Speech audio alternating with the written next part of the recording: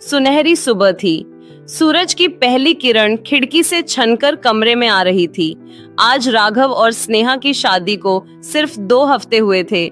नए रिश्ते की खुशबू, नए सपनों का संसार, दोनों की आंखों में वही चमक थी जो हर नए दूल्हा दुल्हन की आंखों में होती है। स्नेहा गुलाबी साड़ी में खड़ी आईने के सामने अपने बाल संवार रही थी। तभी पीछे से राघव ने आकर धीरे से उसके कंधों पर हाथ रखा और मुस्कुराते हुए बोला, इतनी देर से तैयार हो रही हो, कहीं कोई मिस वर्ल्ड बनने का इरादा तो नहीं? स्नेहा हंस पड़ी। अरे नहीं, बस तुम्हारे लिए थोड़ी सी और खूबसूरत लगना चाहती हूँ, राघव ने शरारती अंदाज में कहा। तुम्हें और खूबसूरत बनने की जरूरत ही नहीं है, तुम पहले ही मेरी दुनिया की सबसे हसीन लड़की हो। दोनों की आंखें मिली और कमरे का माहौल धीरे धीरे रूमानी हो उठा। नई शादी की मासूमियत और प्यार की गर्माहट दोनों के बीच ऐसे घुल रही थी जैसे चाय में चीनी। शादी के बाद के वो दिन स्नेहा और राघव के लिए किसी सपनों की दुनिया से कम नहीं थे। कभी रसोई में साथ मिलकर चाय बनाना, कभी रात को छत पर बैठकर सितारों को गिनना, तो कभी एक दूसरे के बचपने पर हंस पड़ना।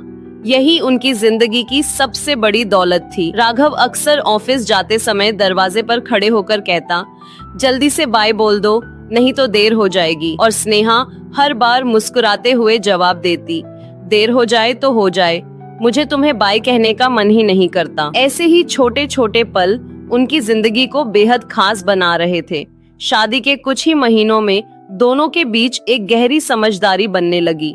स्नेहा जब भी थक जाती, राघव उसे अपने हाथों से चाय बनाकर देता, और राघव जब काम का तनाव लेकर घर आता तो स्नेहा उसके पसंदीदा गाने गुनगुनाकर माहौल हल्का कर देती। राघव अक्सर कहता, स्नेहा, ये घर घर नहीं है, जब से तुम आई हो ये स्वर्ग बन गया है।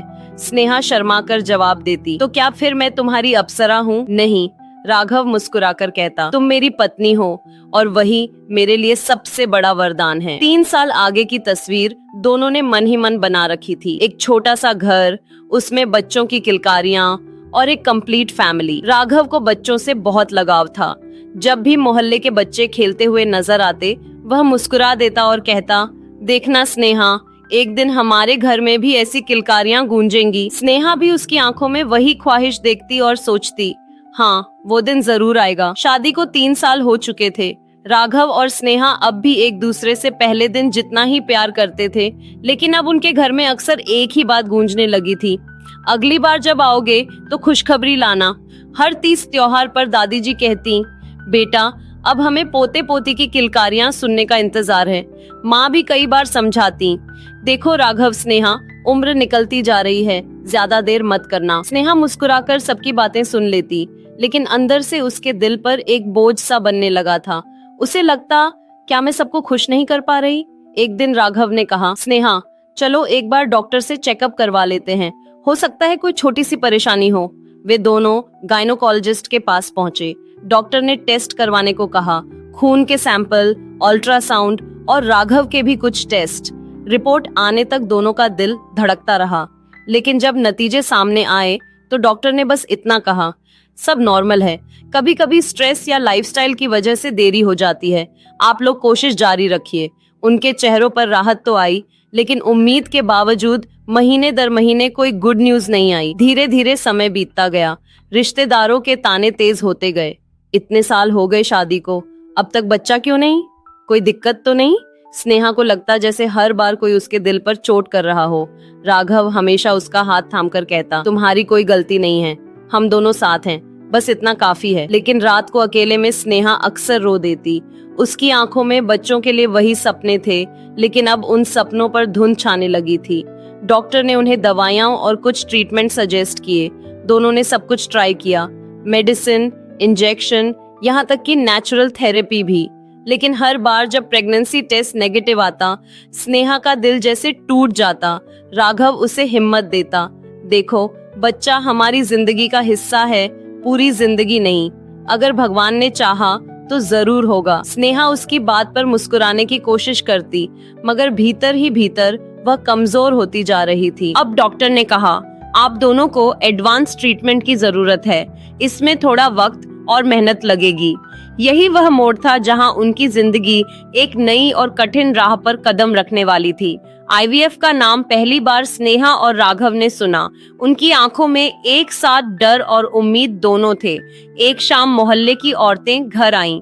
चाय पीते पीते उनमें से एक बोली, अरे स्नेहा, अभी तक कोई खुशखबरी नहीं दी। आजकल तो शादी के साल भर में ही बच्चा हो जाता है। दूसरी ने हंसते हुए जोड़ा, कहीं कोई बड़ी दिक्कत तो नहीं? वैसे भगवान सबको संतान सुख दे। उनकी बातें तीर की तरह स्नेहा के दिल में चुभ गईं। उसने मुस्कुराकर सब संभाल लिया, लेकिन अंदर ही अंदर उसकी आंखें भीग चुकी थीं। घर में भी हालात अलग नहीं थे। दादी जी अक्सर कहती, हमारा तो सपना है कि मरने से पहले पोते पोती की किलकारियां सुने। ससुर जी बोले, इतना इलाज करवा लिया, अब आगे क्या सोचा है? स्नेहा चुप रह जाती। कभी कभी उसे लगता जैसे उसकी सारी पहचान सिर्फ माँ बनने से जुड़ी है। राघव हर बार उसका साथ देता। स्नेहा, तुम अकेली नहीं हो, ये हमारी लड़ाई है और हम दोनों मिलकर जीतेंगे। एक दिन डॉक्टर ने गंभीर स्वर में कहा, आप दोनों ने दवाइयां और सामान्य इलाज ट्राई कर लिया। अब समय है कि आप आईवीएफ इन विट्रो फर्टिलाइजेशन पर विचार करें। स्नेहा ने उलझन भरी नजरों से पूछा, आईवीएफ ये कैसे होता है डॉक्टर? डॉक्टर ने समझाना शुरू किया। आईवीएफ एक एडवांस ट्रीटमेंट है। इसमें महिला के अंडाणु एग्स और पुरुष के शुक्राणु स्पर्म्स को लैब में मिलाया जाता है। जब भ्रूण एम्ब्रियो बनता है तो उसे महिला की गर्भाशय यूटेरस में केयरफुली रखा जाता है। अगर सब सही रहा तो प्रेगनेंसी हो जाती है। स्नेहा ध्यान से सुन रही थी। ये सब सुनकर उसे थोड़ा डर भी लगा और थोड़ी उम्मीद भी जगी।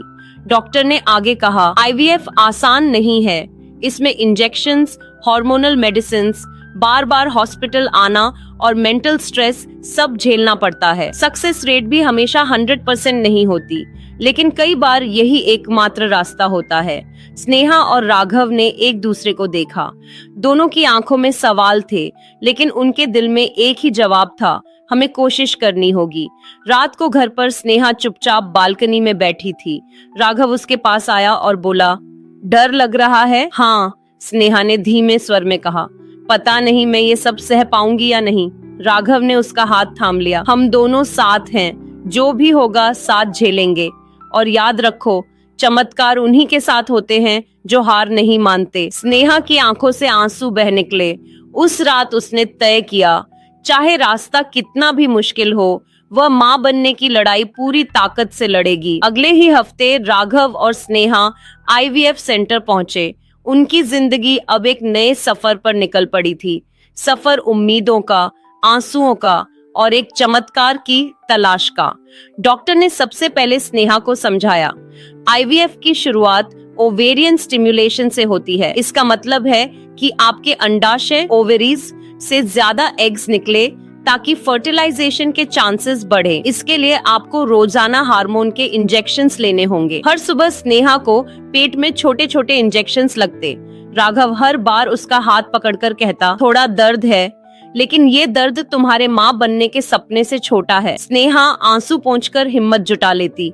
ये इंजेक्शंस आसान नहीं थे। कई बार स्नेहा को चक्कर आते, कभी सिर दर्द, कभी पेट में सूजन। रात को बिस्तर पर लेटी हुई वह कहती, राघव, लगता है मेरा शरीर जवाब दे देगा। राघव तुरंत उसके माथे पर हाथ रखकर कहता, नहीं, तुम बहुत स्ट्रॉन्ग हो, हम जीतेंगे। कई दिनों तक इंजेक्शंस के बाद डॉक्टर ने अल्ट्रासाउंड किया और कहा, अब एग्स मैच्योर हो चुके हैं, कल हम रिट्रीवल करेंगे। एग रिट्रीवल एक छोटी सर्जरी थी। स्नेहा ऑपरेशन थिएटर में गई। दिल जोर जोर से धड़क रहा था। राघव बाहर बैठा लगातार भगवान से प्रार्थना कर रहा था। कुछ देर बाद डॉक्टर बाहर आए और बोले, हमने सफलतापूर्वक एग्स निकाल लिए हैं। राघव की आंखों में चमक आ गई। उसने तुरंत स्नेहा का हाथ थामा। तुमने बहुत अच्छा किया। डॉक्टर ने राघव का सैंपल लिया और लैब में स्पर्म और एग को मिलाया। डॉक्टर ने समझाया, ये प्रोसेस नेचुरल कंसेप्शन जैसा ही है, बस फर्क ये है कि ये सब लैब में होता है। अब हम देखेंगे कि कितने एम्ब्रियोज डेवलप होते हैं। दोनों बेसब्री से इंतजार करने लगे। हर दिन रिपोर्ट आती कि कितने एम्ब्रियोज सर्वाइव कर रहे हैं। कुछ दिनों बाद डॉक्टर ने कहा, अब आपके पास हेल्थी एम्ब्रियोज हैं, हम इन्हें यूटेरस में ट्रांसफर करेंगे। इसके बाद प्रेगनेंसी का इंतजार शुरू होगा। एम्ब्रियो ट्रांसफर पेनलेस था, लेकिन उस पल का मेंटल प्रेशर बहुत बड़ा था। स्नेहा ने आंखें बंद करके भगवान से कहा, हे भगवान, इस बार हमें आशीर्वाद देना। राघव ने उसका हाथ पकड़कर कहा, अब सब तुम्हारे शरीर और भगवान की मर्जी पर है। एम्ब्रियो ट्रांसफर के बाद सबसे कठिन था 2 हफ्तों का इंतजार। हर दिन स्नेहा के मन में सवाल उठता, क्या मैं प्रेग्नेंट हूँ? क्या ये कोशिश सफल होगी? वह हर हल्की सी बॉडी चेंज को प्रेगनेंसी का साइन मान लेती, फिर डर जाती कि कहीं ये सिर्फ साइड इफेक्ट ना हो। राघव उसे बार बार समझाता, रिलैक्स रहो, स्ट्रेस मत लो, जो होना होगा वही होगा। 2 हफ्ते बाद ब्लड टेस्ट हुआ, रिपोर्ट आई नेगेटिव। आईवीएफ का पहला प्रयास असफल रहा। स्नेहा रोते रोते बोली, राघव, शायद मैं कभी माँ नहीं बन पाऊंगी। राघव ने आंसू रोकते हुए कहा, ऐसा मत कहो, ये हमारी पहली कोशिश थी, हम फिर ट्राई करेंगे। फिर भी स्नेहा का दिल टूट चुका था। उसे लगता जैसे समाज की सारी बातें सच साबित हो गई हों।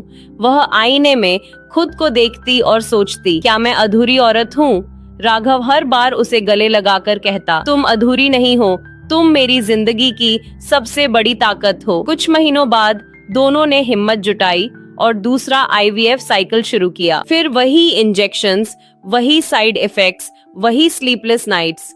स्नेहा का शरीर अब और ज्यादा थक चुका था। दूसरी बार भी एम्ब्रियोस ट्रांसफर हुए और फिर वही 2 हफ्तों का इंतजार। पर जब रिपोर्ट आई तो फिर से नेगेटिव। अब स्नेहा पूरी तरह टूट गई। वह कमरे में अकेली बैठकर कहती, राघव, शायद भगवान ने हमारी किस्मत में बच्चे लिखे ही नहीं हैं। उसकी आंखों से लगातार आंसू बह रहे थे। राघव ने उसे कसकर गले लगा लिया और बोला, नहीं स्नेहा, हम हार नहीं मानेंगे, चाहे कितनी भी बार कोशिश करनी पड़े। लेकिन अब हमें एक और काम करना होगा, भगवान पर भरोसा और सब कुछ उन पर छोड़ देना होगा। तो दोस्तों, आपको इस कहानी का पार्ट 1 कैसा लगा मुझे कमेंट बॉक्स में जरूर बताएं। And please don't forget to like, share and subscribe my channel.